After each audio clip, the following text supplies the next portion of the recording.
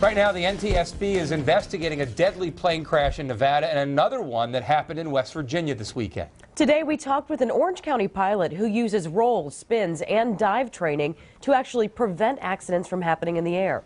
NBC 29's Casey Hott joins us live in the newsroom with that story. Casey? Good evening, Steve and Libby. Dan Rogers knows just how risky stunt flying can be, but he's also using it as a unique way to train everyday pilots how to maneuver their planes through some tricky situations. Since 1975, Dan Rogers has been at home in the air. I got into this kind of flying because, well, first of all, it was a lot of fun. Today, he's part of a small percentage of pilots who practices aerobatics.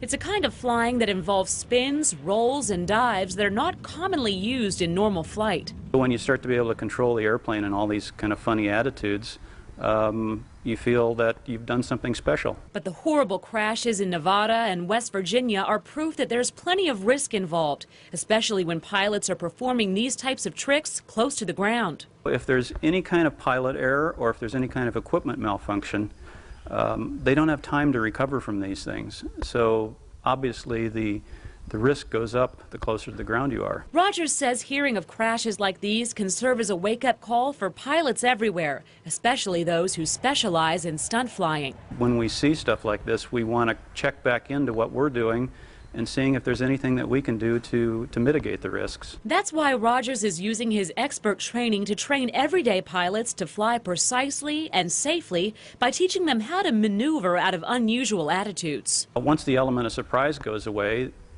and the proper technique for recovery are identified, then they're not such a great event.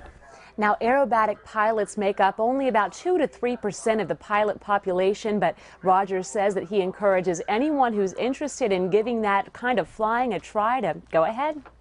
Casey Hott live in our Charlottesville newsroom tonight. Thanks, Casey.